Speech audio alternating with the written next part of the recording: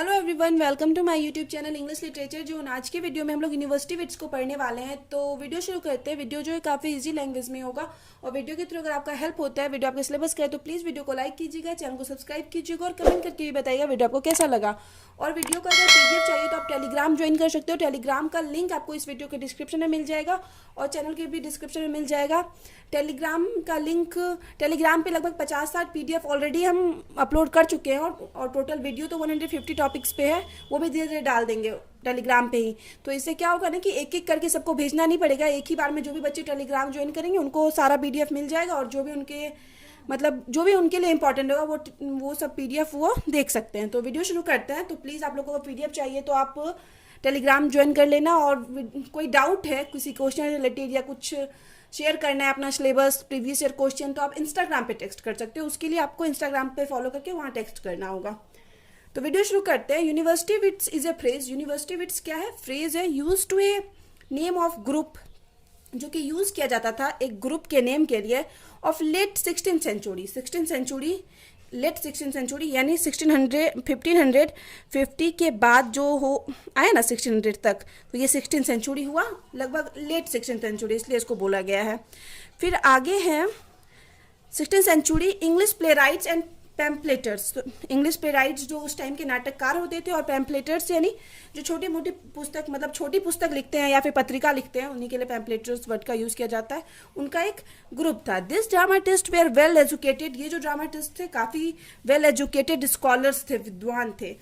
They wrote during the last 15 years of the 16th century. वो कब लिखे? 16th century के लास्ट 15 ईयर्स में लिखे, मतलब 1585 से लगभग 1600 तक लिखे। तो यही लास्ट 15 ईयर्स हो गया 16th सेंचुरी का। फिर आगे है this name was given to them. और ये जो यूनिवर्सिटी विट्स का नाम है उन लोग को दिया गया बिकॉज दे वेयर, क्योंकि वे लोग जो हैं ऑल एजुकेटेड एट ऑक्सफोर्ड और कैम्ब्रिज यूनिवर्सिटी। क्योंकि वो लोग जो सारे हैं, यूनिवर्सिटी विट्स का जो ग्रुप है वो सारे ऑक्सफोर्ड और कैम्ब्रिज यूनिवर्सिटी से बिलोंग करते हैं, मतलब पढ़ाई किए हैं, इस वजह से उनको यूनिवर्सिटी विट्स का नाम दिया गया। फिर आगे है each of this dramatist known as predecessors of drama. Predecessors of drama के रूप में जाने जाते हैं, मतलब ड्रामा को शुरू करने वाले। मतलब ड्रामाटिस्ट तो इंग्लिश लिटरेचर के वन ऑफ द फेमस हैं विलियम शेक्सपियर, उनकी तरह ड्रामाटिस्ट नहीं हुआ, लेकिन ये प्रीडिसेसर्स के रूप में जाने जाते हैं, मतलब पूर्ववर्ती। मतलब शेक्सपियर से भी पहले ये ड्रामा लिखना शुरू कर चुके थे और शेक्सपियर जो है ना अपने ड्रामा मतलब इनसे इंस्पायर हुए, थोड़ा बहुत इनके वर्क को अपने ड्रामा में लिखे, मतलब इनसे इंस्पायर हुए, थोड़ा बहुत मतलब हेल्प हुई शेक्सपियर की। तो क्योंकि ये शेक्सपियर से पहले ड्रामा लिखना शुरू कर चुके थे। दे एडेड और इम्फेसाइज्ड सम एसेंशियल एलिमेंट्स इन ड्रामा। वे क्या किए? कुछ विशेष चीज़, सम एसेंशियल, कुछ आवश्यक चीज़ जो होता है ड्रामा में, कुछ आवश्यक तत्व या चीज़ जो है तो होता है ड्रामा, उस पर विशेष जोर दिए। Which appeared later in the work of Shakespeare, जो कि बाद में शेक्सपियर के वर्क में हम लोग को अपीयर मतलब देखने को मिलता है। Prominent member of this group, इस ग्रुप के जो प्रमुख मेंबर थे वो थे Christopher Marlowe, Robert Greene and Thomas Nashe from Cambridge, मतलब कैम्ब्रिज यूनिवर्सिटी से ये थे ये तीनों। And John Lyly, Thomas Lodge, George Peele, ये फ्रॉम ऑक्सफोर्ड यूनिवर्सिटी। 3 हो गया कैम्ब्रिज यूनिवर्सिटी से और 3 ऑक्सफोर्ड यूनिवर्सिटी से थे। उसके बाद एक और है Thomas kid, is also sometimes include in the group, in this group. इस ग्रुप में कभी कभी थॉमस किड को भी इंक्लूड किया जाता है दाऊ। हालांकि he was not from any aforementioned universities, हालांकि वो कोई भी अफरमेंशन यानी ऊपर जो भी मेंशन किया गया उस यूनिवर्सिटी से बिलोंग नहीं करते थे थॉमस किड, फिर भी उनको क्या किया गया इस यूनिवर्सिटी विट्स वाले ग्रुप में माना गया कि वो उस ग्रुप से बिलोंग करते थे। All of the scholars of university wits, जितने भी विद्वान थे यूनिवर्सिटी विट्स के ग्रुप के, हैड सम कॉमन फीचर्स। उनमें कुछ कॉमन फीचर्स थी, कुछ मतलब एक जैसी विशेषताएं होती है ना जो सब में सेम थी, विच इज जो कि हैं they were usually actor as well as dramatist. वे एक्टर भी थे, ड्रामाटिस्ट भी थे। All of them were actively associated with the theatre, वे सभी थिएटर से जुड़े थे। They often worked in collaboration with each other, वे एक दूसरे के कोलैबोरेशन मतलब एक दूसरे के साथ भी काम किए हुए थे। Their stored material was also common, और जो भी उनका जो वर्क था जो हम लोग को प्रोवाइड किया गया लगभग सेम था। They understood the requirement of the stage, वे समझते थे कि स्टेज का रिक्वायरमेंट क्या होगा, मतलब and felt the pulse of the audience, और ऑडियंस के पल्स को भी फील कर पाते थे। मतलब वो ये चीज़ समझती थी कि ऑडियंस को क्या चाहिए स्टेज पे, किस तरीके से रिप्रेजेंट करना है, वो चीज़ वो अच्छे से समझते थे, जो यूनिवर्सिटी विट्स वाले ग्रुप के जो भी पोइट्स हैं। फिर आगे है, सब सारे पोइट्स के बारे में हम लोग डिस्कस करेंगे, डील जो भी 7 पोइट्स हैं उनको। क्रिस्टोफर मार्लो हैं, तो Christopher Marlowe was most shining stars among the university wit, सबसे फेमस यही रहे थे क्रिस्टोफर मार्लो, जिनके की बहुत सारा हम लोग प्ले जिनका पढ़ते भी हैं। He is the true founder of the popular English drama, मेन मतलब ट्रू सच में एक अच्छे फाउंडर थे इंग्लिश ड्रामा के।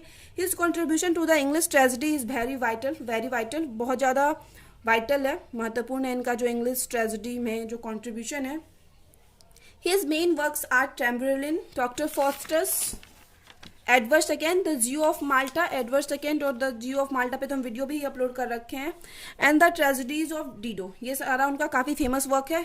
Marlowe is the greatest among Shakespeare's predecessors, Shakespeare के प्रीडेसर्स यानी शेक्सपियर के पहले आने वाले पोएट्स में से, ड्रामाटिस्ट में से मार्लो सबसे इंपॉर्टेंट थे, and decidedly the greatest of university Wits, और कन्फर्म है कि वो यूनिवर्सिटी विट्स में भी सबसे महान थे। मार्लो इज़ द, क्योंकि क्रिस्टोफर मार्लो को ही सबसे ज़्यादा फेम मिला है, सबसे ज़्यादा प्रसिद्धि मिली है यूनिवर्सिटी विट्स वाले सारे ग्रुप में से।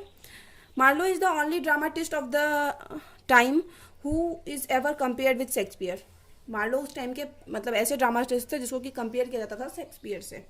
फिर आगे है Robert Green, Green's contribution of English drama, Green का जो कंट्रीब्यूशन है इंग्लिश ड्रामा में इज़ रिमार्केबल, वो भी काफ़ी रिमार्केबल है, in the field of characterization and plot construction और करेक्टराइजेशन में इनका काफ़ी अच्छा योगदान है। Among the 5 plays, total 5 plays लिखे हैं, Friar Bacon and Friar Bungay, the Scottish history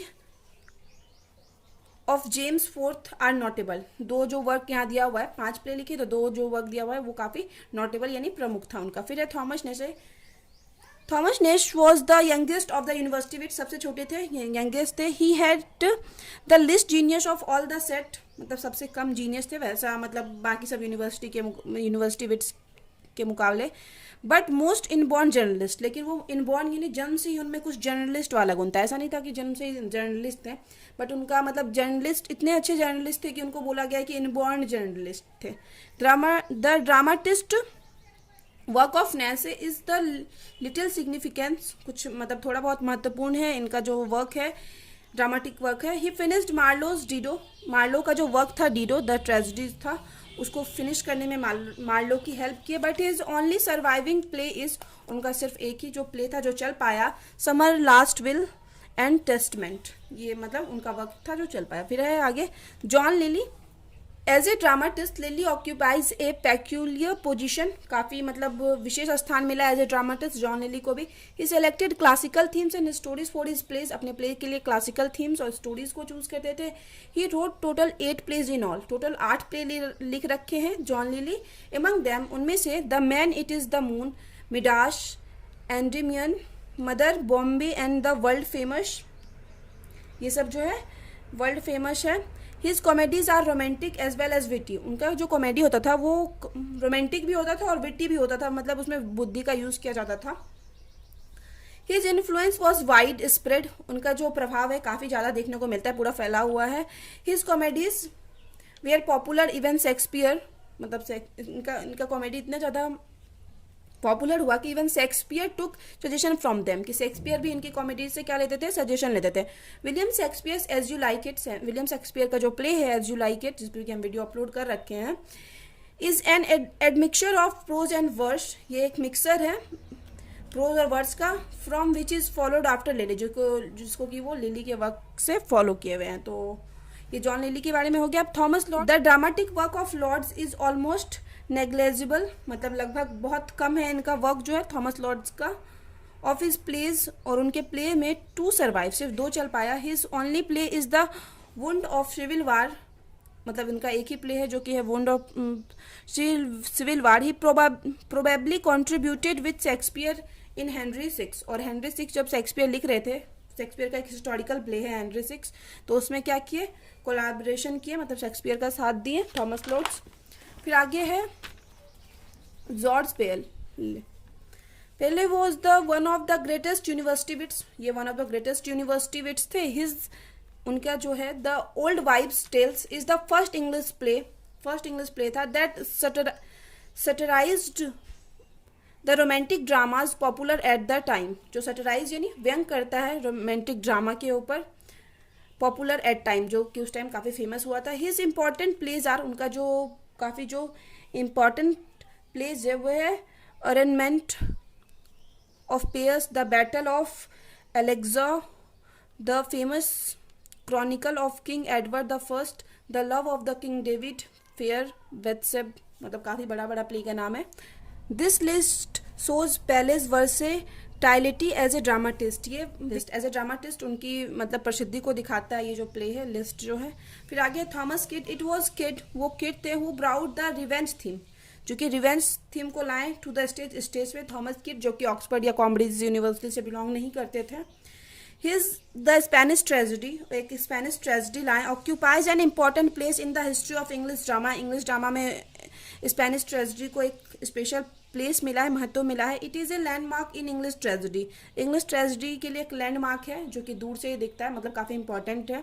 it is a well constructed play, और ये काफ़ी वेल कंस्ट्रक्टेड प्ले होता था जो इनका जो स्पेनिश ट्रेजेडी होता था। फिर आगे है दस द यूनिवर्सिटी विट्स, इस प्रकार जो यूनिवर्सिटी विट्स है contributed much to the English drama, बहुत ज़्यादा कॉन्ट्रीब्यूशन किए, अपना योगदान दिए इंग्लिश ड्रामा में। They prepare the ground for coming drama, वो क्या किए, ग्राउंड एक बेस तैयार किए जो आने वाले ड्रामा के लिए। We must appreciate their work, हम लोग को कन्फर्म उनका वर्क को क्या करना चाहिए, अप्रिशिएट करना है। History of English literature, English literature का जो हिस्ट्री है highly indebted to the dramatist of university wits, मतलब काफ़ी ऋणी रहेगा जो भी ड्रामाटिस्ट हैं यूनिवर्सिटी विट्स के, उनके ग्रुप के, उनसे। तो यहाँ पे वीडियो खत्म होता है। वीडियो अगर अच्छा लगा तो प्लीज़ वीडियो को लाइक कीजिएगा, चैनल को सब्सक्राइब कीजिएगा, और पीडीएफ चाहिए तो आप टेलीग्राम लिंक ज्वाइन कर सकते हैं। टेलीग्राम का लिंक आपको वीडियो के डिस्क्रिप्शन बॉक्स में और चैनल के डिस्क्रिप्शन बॉक्स में मिल जाएगा। तो मिलते हैं नेक्स्ट वीडियो में नेक्स्ट टॉपिक के साथ।